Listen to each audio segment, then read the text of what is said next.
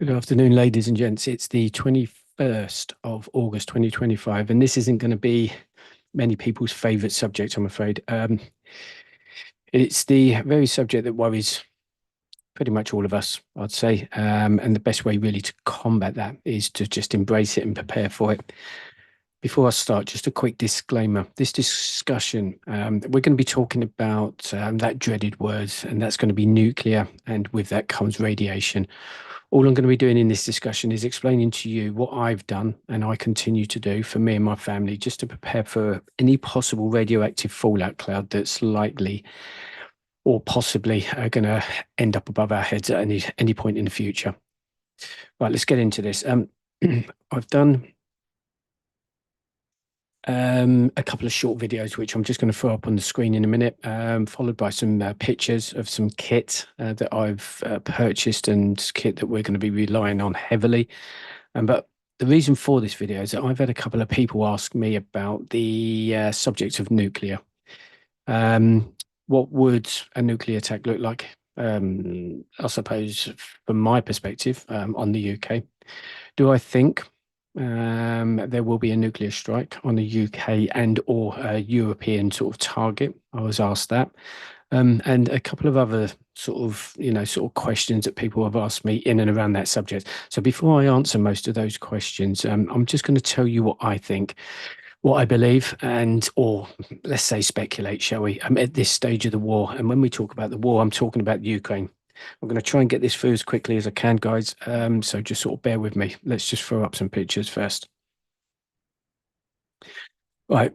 Just a quick recap as to the reason why we'd even be talking about this in the first place. So following Trump and Putin's bromance last week, nothing good came out of that. 72 hours later, we had Trump calling Zelensky and the main sort of EU leaders to the US to have a discussion. I believe the initial plan is to sort of get both Putin and Zelensky in the same room. That's the plan at the moment, which in the eyes of the public around the world is going to be a step closer to peace. But unfortunately, guys, this is purely my view and opinion again, but based on what I see and I've heard over the last 3.5 years, so please don't take this information as gospel. Um, and something that is definitely going to happen. But let me say this first. We can all draw opinions from what we see and hear online and in the media.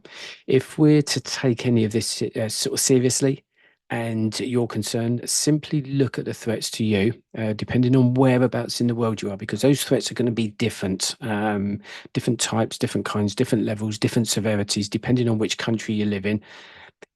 Certainly, if we're just talking about one conflict at the moment, and that's going to be the war in the Ukraine, and then just counteract against those threats with preparations. Back to my view, I'm not happy with the speed in which the meeting in Alaska took place. I'm not happy with Putin looking like he was enjoying himself, whilst Trump was sat there with concern all over his face. I'm not happy that the meeting in Alaska lasted no more than 3 hours when the event really should have lasted all day, or that's what was penciled in, considering the nature of the meeting and the seriousness of it.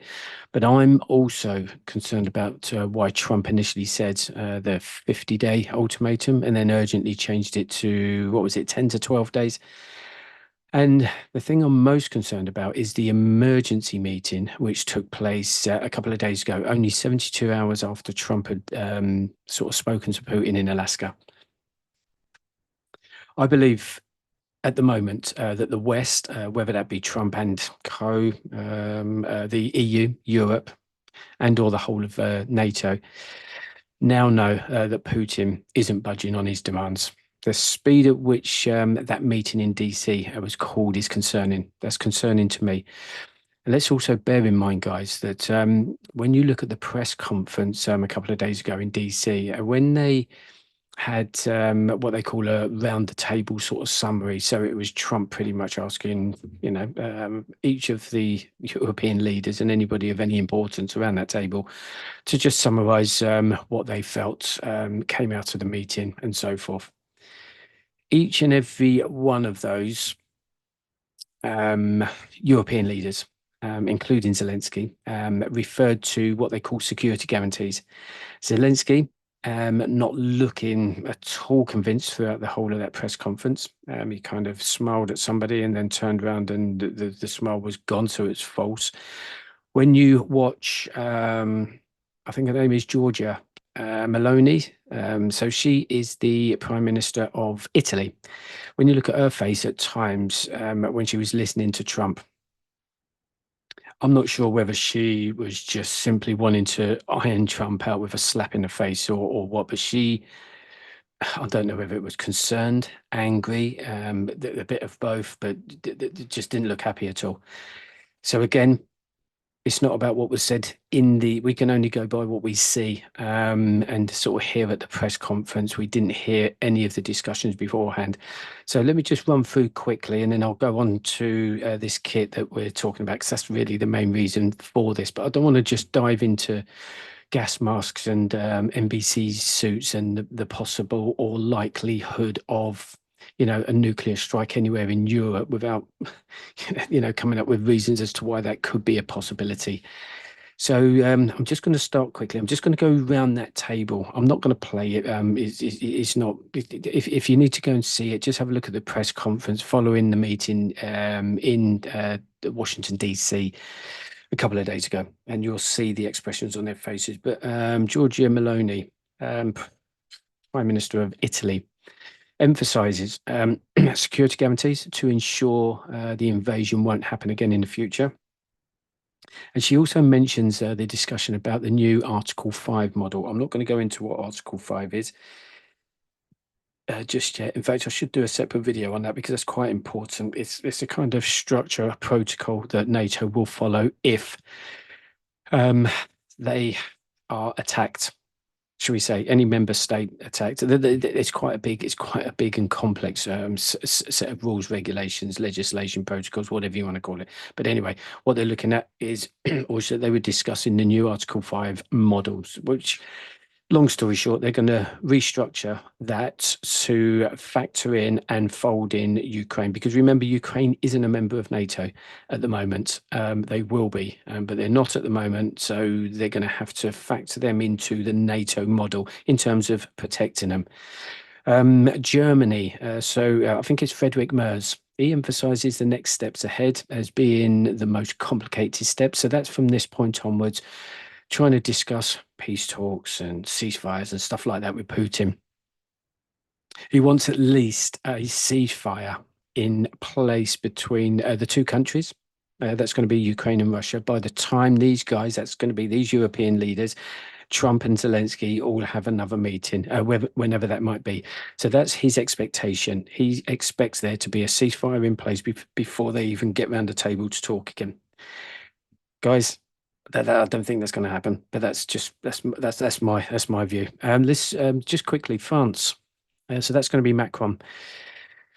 Long-standing peace, obviously, that's what everybody wants, and security guarantees, including a credible Ukrainian army to be placed or sort of trained and built to protect itself in the future, and NATO security guarantees.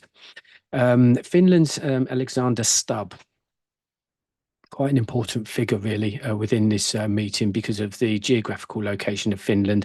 It's got the longest border with Russia, and it's paramount that they are at these talks. But he talks about previous dealings in the past with Russia during World War II, so they know what the threat's about. They're taking this seriously as well. President of the European Commission, so that's going to be Ursula von der Leyen. She emphasizes the importance of getting back the 12,000 plus Ukrainian children that were kidnapped by Russia during 2023, 2024. So last year and maybe a bit before that. So basically what happened is they've kidnapped over 12,000 Ukrainian children, took them to Russia and handed them over to foster parents across the whole of Russia. Why have they done that? I've got no idea. But anyway, Mark Rutte, Secretary General of NATO, he didn't really say too much, anything different to what anybody else was saying. Now, I'm going to be honest with you. I'm not even going to mention this, but when I was watching the press conference and it was Keir Starmer's turn, to say his piece. I don't want to listen to that Muppet, so I'm not even going to give him any airtime. I don't even know what he said. Um, he's clearly got no idea what he's doing unless he's got a hard hat or a high vis jacket on. So moving on. That's it really. That was kind of what they were all saying. There's two key points there. They were all talking about security guarantees for Ukraine. It's not just for Ukraine. As long as Ukraine is secure, that then obviously protects the rest of Europe. If Russia are successful in taking Ukraine, that's it. He's going to move on to other NATO or European countries, probably starting with Estonia, Latvia, Lithuania, Poland, Moldova, and the list goes on. That's why we can't allow this to happen. They say in the press meeting, actually, that Putin has agreed to security guarantees. If that is the case, then that's good news. And let's see where that ends up, because right now, the message coming out of Russia is there's conflicting views here. The West are saying, we've spoken to Putin and he's agreeing to this and agreeing to that, and then Russia come out with a sort of reply to all of that, and they're saying it's a load of bollocks. So we'll take it as it is, guys. Um, these are just my videos with that. The threats that I've identified are still there. And for that reason, we as a family here, we have to be prepared, which moves me on to the topic of conversation. So to get that out the way, I just wanted to sort of emphasize the reason why we're even talking about, sort of nuclear, nuclear threats. I've done a couple of videos. I'll tell you what I'm going to do. Right, guys, this is really about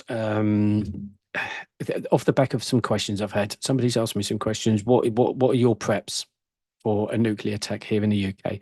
So if there's a tactical nuke that hits a target 20, 30, 40 miles away from here, what are my preps? And I'm just going to tell you what I've done to prepare for that. So what you'll see on the screen here, actually, I'll tell you what I'm going to do. I'm just going to get rid of that. I'm going to just kick off. Let's hopefully the quality of this is okay.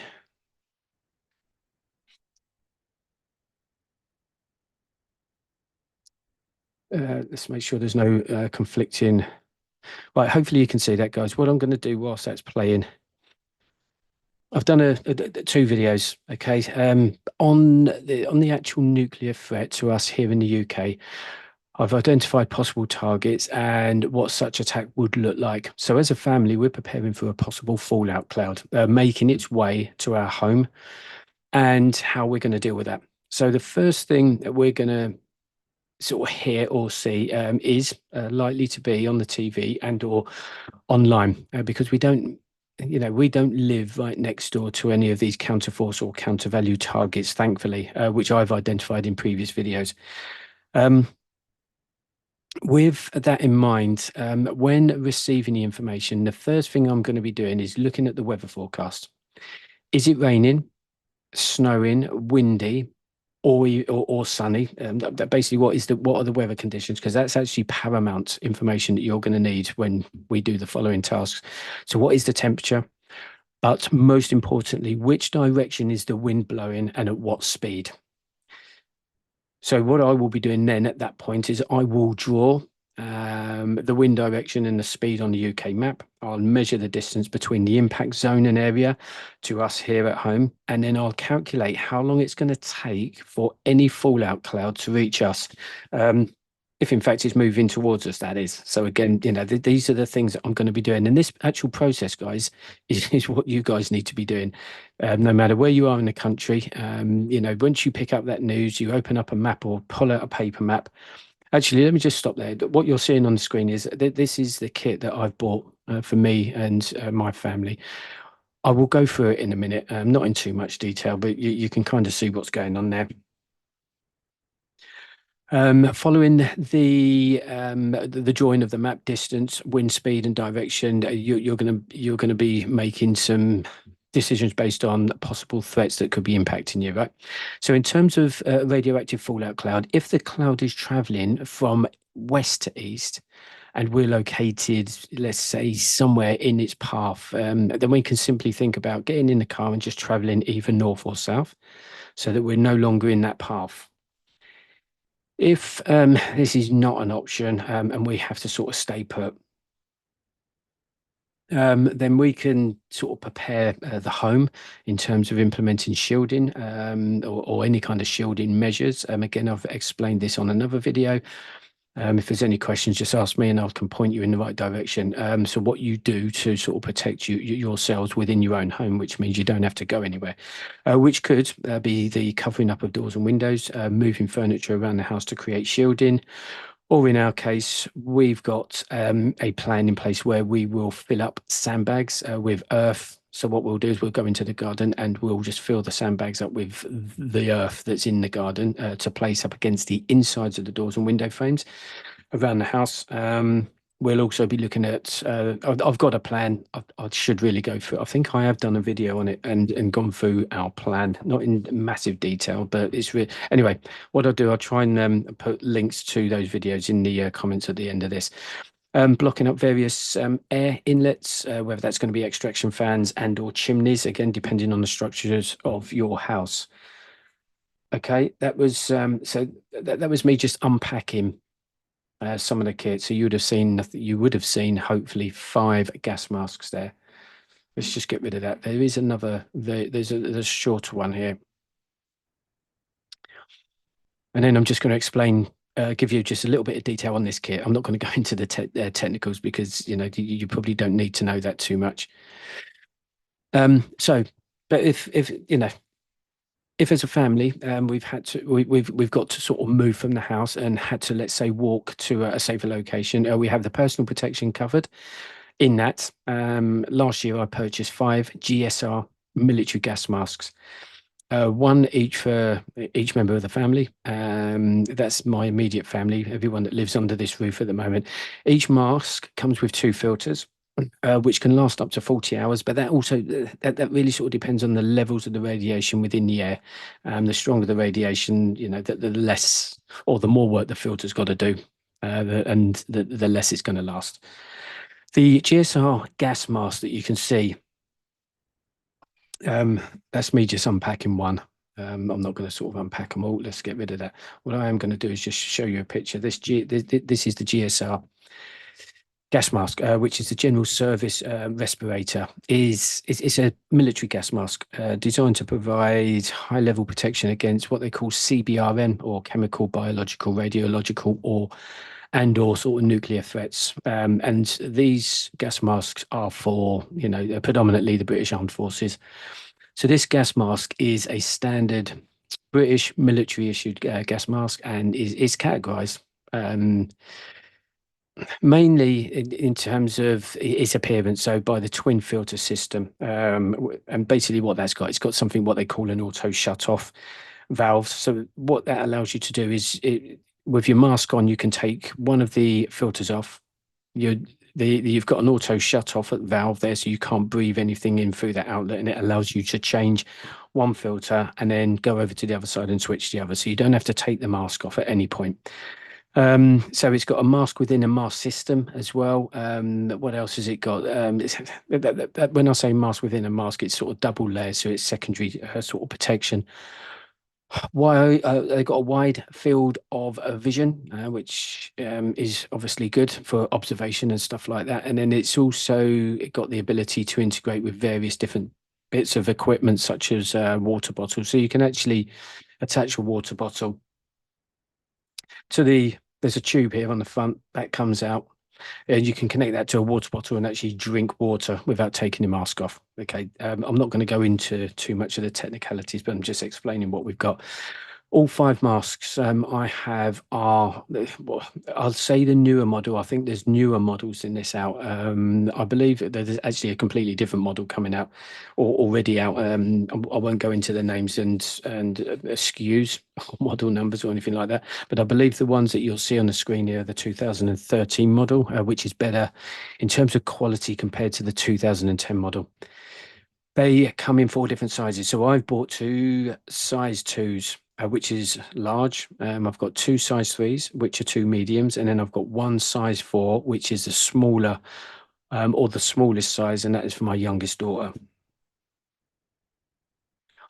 We're nearly there. Let me just move on with some of these.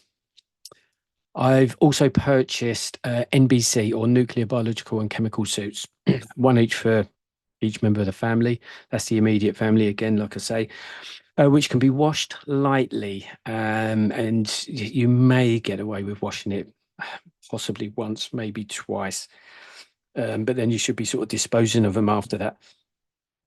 The NBC suits that I have are of the older generation, I think. I haven't taken them out of the pack to show you, because once they're out of the pack, they start to deteriorate really in terms of the protection. So I'm not going to make of it. If I've got the money, not to waste, because it's giving you valuable content. But if I've got the money to spare, I will buy a jacket and trousers, and I'll go through and do a review. I didn't really want to do too much in the way of reviews on this channel. It's a prepping channel, and there are other channels out there that do a lot of reviews on lots of different kit and stuff like that. I'm just answering the questions that people have asked me in terms of how am I prepared for radioactive fallout in the UK, and I'm just going through that at the moment. But what you can see on the screen there, we've got boots, which are NBC boots. They're over boots, so they go over whatever you're wearing at the time. They're rubber. Um, let's leave that there. Um, but what you'll see is you'll see it all vacuum sealed. They're all packed. Everybody in the family has got at least one suit. So that's a pair of trousers, a pair of boots, and a jacket, and a mask. Okay, so for at least 40 hours, if they're out continuously, they're safe. The best thing about this, guys, is you wouldn't believe the relief that I have now, knowing that I have this area of preps covered. I purchased this kit last year, back in 2024, and because I was and still am, I'm really concerned about this nuclear threat here in the UK. I want to purchase some more gas filters, which are the filters that go on the side of the gas masks. These two here, and some additional suits for everyone. Because they just don't, you shouldn't really wash them. They should really be thrown away after the first use. So, but again, it depends on how much you're exposed to radiation and all the rest of it. Let's not get into the technicalities. But there's other things I want to buy. There's some decontamination kits and a GSR sort of gas mask drinking bottles. They're specific for this, which allows you to drink the fluids through the mask. And if we, sort of decided to stay at home due to, let's say, a lower risk, or the levels of radioactive, or the radiation within the cloud is low, but it's still around, then the suits can be used to, if you have to venture outside for duties, you can put the suits on, and you can sort of operate safely, just to protect us from radiation. On top of this, I haven't got enough, but I have started purchasing. These are the bags that I've got, really. It's just allows to, they're kind of grab bags for radioactive kit. It's a lot, really, but there's two bags, there's three bags there, sorry, and that's another gas mask, GSR gas mask on the top. We'd have, if that has to go into the car or whatever, we have to take that. Two of those can go on your back, or actually all three can go on your back. What I'm trying to say, guys, if we get something on social media or hits the news, breaking news straight across your screen, bang, bang, bang, bang, bang, I want to know the location. I'm going to bring it up on the map, and I want to know the weather conditions in terms of wind strength and direction. And then from that, I'm going to be able to look at whether we've got that shit coming our way and whether we've got to do something about it. If it's on our way to us and it's going to take 1 hour, 5 hours, 6 hours, whatever, we're grabbing these bags as well as other bags, and we're off. And that's it. So, yeah, the other thing that I purchased of these things, I'm not going to go into the details of these, but because I'll go into the details in another video. I want to try and keep this quite short. But these are iodine tablets that will protect you to a degree from radiation. Let's not get into, I'm not a doctor or anything like that. I know what they do, but I'm not going to talk about it. When people talk about nuclear, though, and to be honest, there's not many people talking about it. But if they do, or if I read or see something on mainstream or online about nuclear threats, my mind now with all this kit is in a lot better place. I have that kit in place for the family. It's peace of mind, which is invaluable in itself. You can pick up a GSR gas mask with filters for approximately £130 on eBay. Now, guys, I'm still not working, and financially, we're only just getting by. So, thankfully for me, I got these last year. Um, for you guys that have got money and you are preparing properly, and you do believe that could be a threat, or you are located somewhere quite close to a counterforce or counter value target that would potentially be a target, get onto eBay, have a look for GSR gas masks. You'll pick one up for about 130 quid. Second hand, they're all second hand, but they're not, they haven't been, listen, none of these have been in a nuclear environment. Okay. They're second hand, as in somebody's left the forces and you maybe used them in a gas chamber when you do your CS gas or your gas chamber exercise. I've done it a couple of times. It's not nice, but you need to experience it. Not you guys. When you're in the armed forces, you need to experience it as part of your training. Um, you'll be able to get them cheaper if you shop around, maybe, might be able to get them a little bit cheaper. But before purchasing them, just make sure of one thing, that you're picking up the right size. Okay, they come in four sizes. If you've got a small head, you don't want to be getting a large, or the other way around, because then you've not got the seal around your face, and therefore you're vulnerable to contamination. The NBC suits, they can be picked up for anywhere between £20 per item. So it could be around about £20 for the trousers, £20 for the jacket, or a little bit cheaper if you get them as a pack or as a set. I've um, I've seen the price of the GSR filters, or the gas mask filters, go up over the last 12 months. So they used to be £24 a pair when I got mine. When I look now, because I need to get some more, they're anywhere between 40 and £55 per pair. They're invaluable. You need them. They will save your life. Those that you need those, but the price has definitely gone up. Shop around. If you know, you might find them cheaper. Each pair of the filters should last you for at least 40 continuous hours exposed to those elements, those radioactive elements. Anyway, ladies and gents, this is the purpose of the video. Being prepared means, firstly, identifying and understanding the possible threats to you, depending again, and I have to emphasize this, where in the world you're located, okay? Because, I'm here in the UK. We're further west away from Russia. That's not to say that we can't be hit by a tactical nuke tomorrow morning, because we could. I have a question for you, though. One that somebody asked me, it's not a question really. Is it somebody asked me this question a couple of days ago, and it kind of put me in a bit of a position whereby I had no answer. So I had to look at my current plan. This is the nuclear plan, which I've now got to alter. They said to me, they said, "Oh, what is your plan if the nuclear strike happens whilst you're on holiday in another country?" Of course, that depends on whether the attack is in the UK or in the country that you've just gone to on holiday. But honestly, that is a serious question, because you can have all the preps in the world at home and across the country, but if you're in another country when it happens, you'll be presented with a completely separate or sort of different set of circumstances.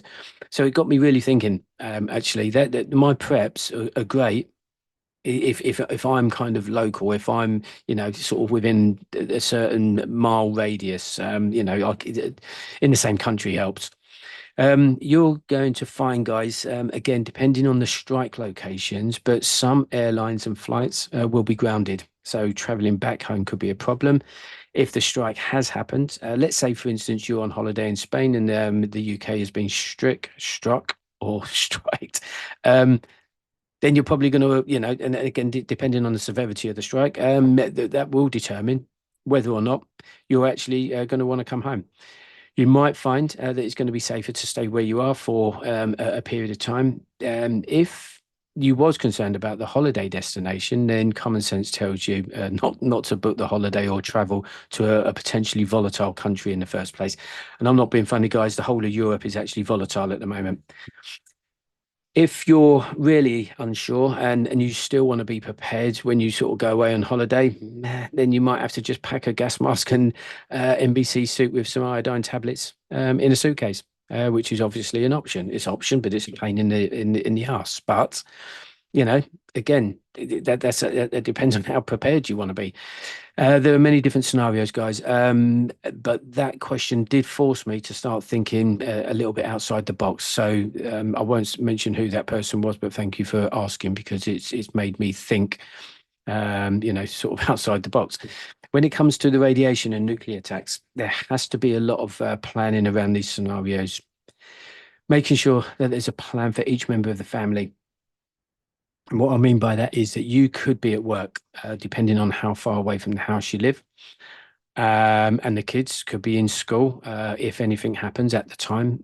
What are the action plans? What plans have you got in place to, to counter those scenarios? Do you have more than one route to get home from work? Obviously, depending on how you got to work, if you're driving and you don't want to be hitting a motor. Anyway, look, I'm not going to go into that. But what I'm trying to say is when you create a plan, you have to base it on your normal daily routines and not just yours, but your whole family. If you and your missus or you and your partner are at work and your kids are at school and then bang at 1 o'clock in the afternoon, straight across social media, that happens. What is your plan? What have you got in the car? Have you got a grab or go bag?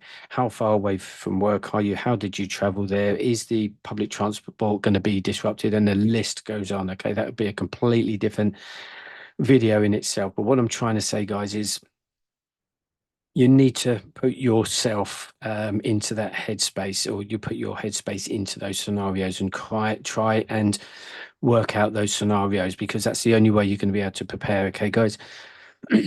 So I was going to say, I don't want to, I didn't want to sort of bring this up.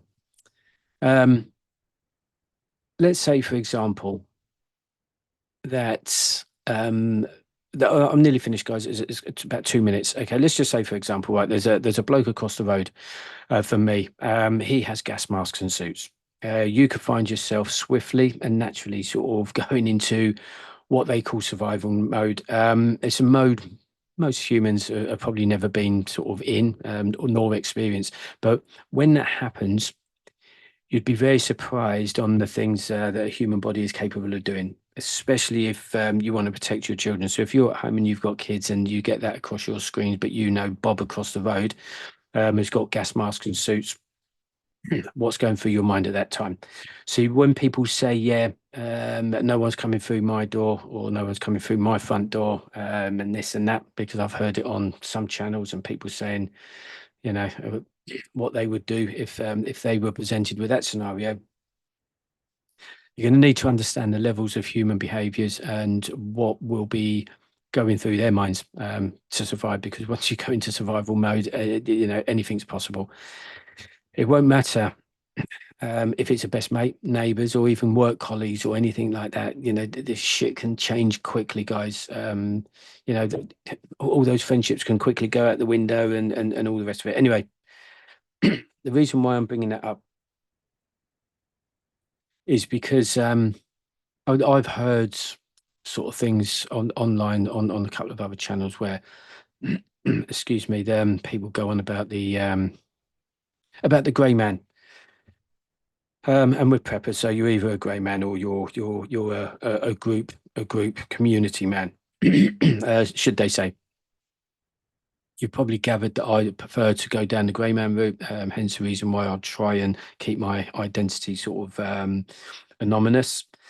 But what I'm trying to say is that whether it's food preps or water, or whatever it is that you've got in your home or wherever it is you're residing, you need to try and put yourself in the minds of those people that haven't prepared. Okay, that could be your panic buyers.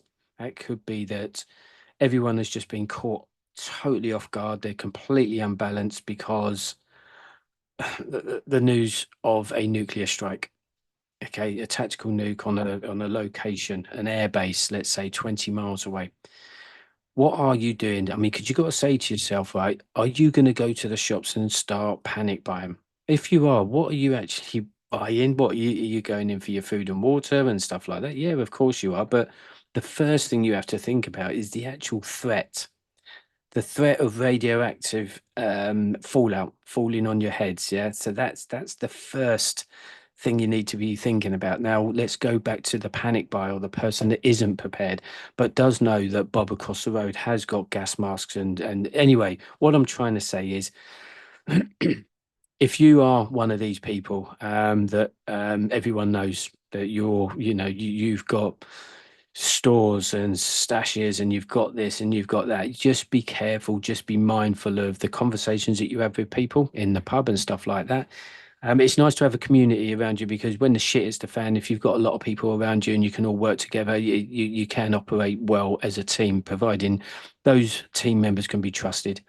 um, when the shit is the fan, trust can quickly go out the window. Anyway, it's my preference, but what I'm trying to say is, when you've got something as serious as gas masks and NBC suits, in this scenario, that's actually a little bit more important than food and water at the moment. Although, if you're if you're a proper prepper, then you've got it all. But what I'm trying to say is, I have had a couple of people sort of ask, about being anonymous and stuff like that, and that's really it. It's not to be a pain in the ass or anything like that. It's just I'm just conscious of the scenarios that could happen, and if they do happen, you know, you could find yourself, with lots of other threats on your doorstep. Anyway, that was just that.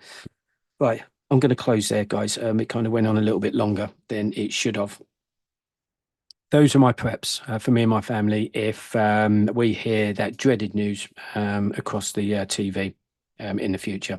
I just wanted to sort of explain to you what we've got, what we're doing. And, my advice really would be, if you've got the money, is to go out and get some of this kit. Just quickly, these packs here, these are the NBC suits. The masks, as you've seen, those are the boots. But just take a look at the actual mask as well. That's what you're looking for. If you're looking for it, just do a search for GSR gas mask. Okay, and just make sure you get the right size. Okay, if you can get as many filters as you can. Anyway, but it's down to your financial budgets and stuff like that. That's it for me, guys. I just wanted to get that out there because I have been asked about nuclear attacks and what that would look like, and am I prepared, and how would I prepare, and is it likely? Get yourselves military fit and infantry wear, guys. The next video I'm bringing out is the food hydration, dehydration. It's done, but I'm waiting for one ingredient that hasn't turned up, and it's imperative that I include that in the video. So hopefully tomorrow.